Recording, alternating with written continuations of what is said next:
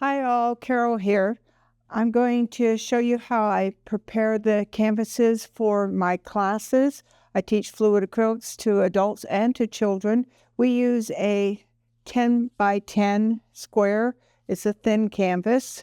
And the first thing I'm going to do is I'm going to tape the back. I'm just going to show you what I've done to save some time. So I've put tape on, but as you can see, this is much bigger than the width of the canvas. So what I do is I cut it, and I'll show you here. I cut into the corners, all four, and then I fold them over.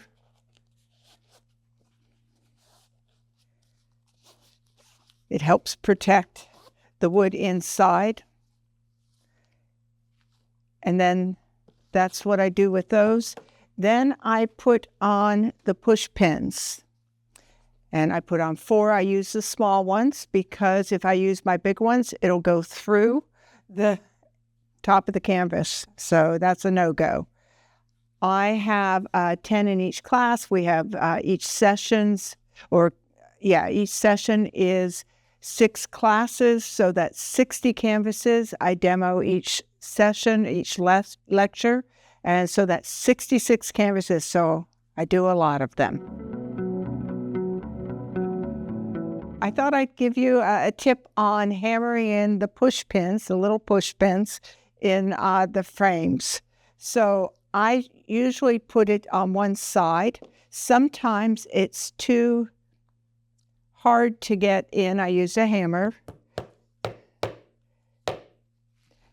So if it's too difficult to get in, instead of wherever it wasn't going in easily, just stop, take it out, and put it in on the other piece of wood.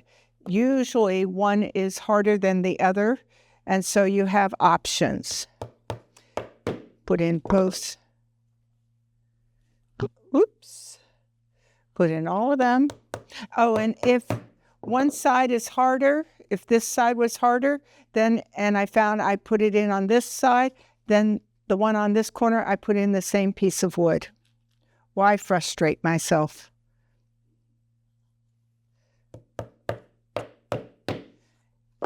And that's a tip. I leave them in until everything is varnished so that the push pins travel with the piece. Even if you got the pins in easily, sometimes they won't come out easily. So I have learned to use a paper towel. Doesn't have to be wet. You can get a better grip. They still can be hard, but I'll tell you, if you use your fingers, it will hurt. So this is better. And that's a tip. So I thought I would show you what happens when you hammer in one of these push pins and the darn thing breaks, which it does, probably. So you could think you could use something like a screwdriver to get it out, but that will just dig into it. Or you think you can use the claw on the hammer. But I use a straight edge, a blade.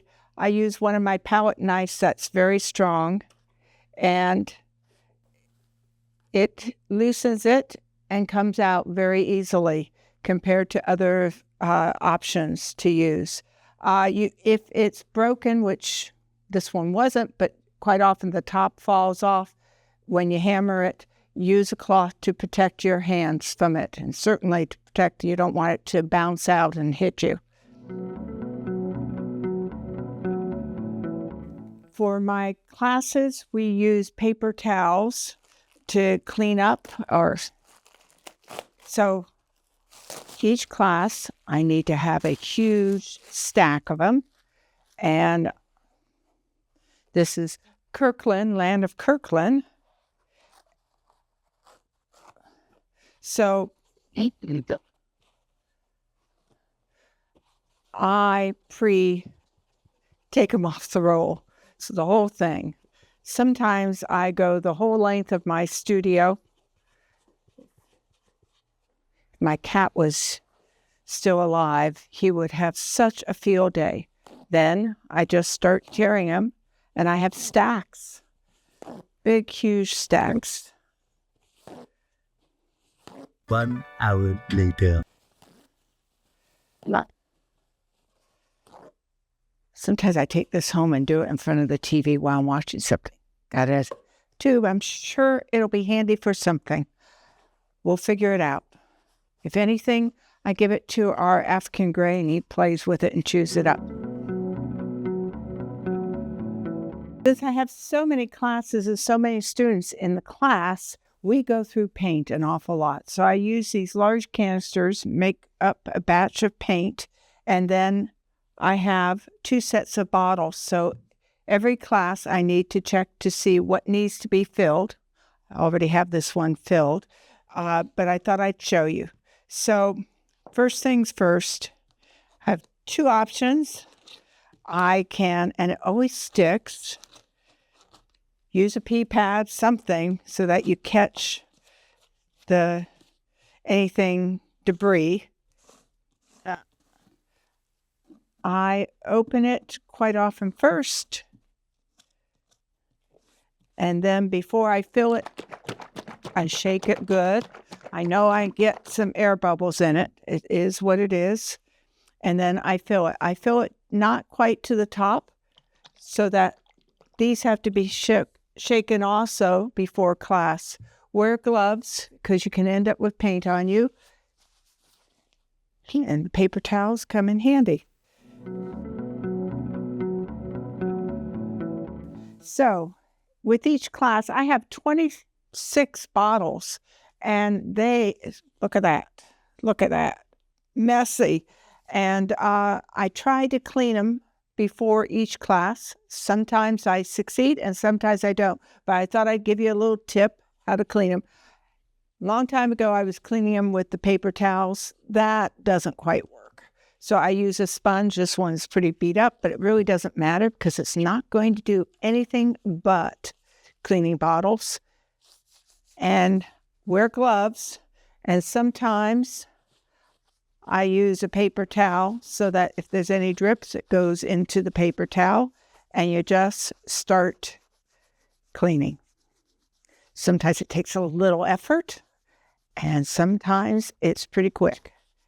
Anyway, you're going to need a paper towel to wipe it so that you can see how clean it is. Nothing's perfect except a brand new bottle. And I live with that.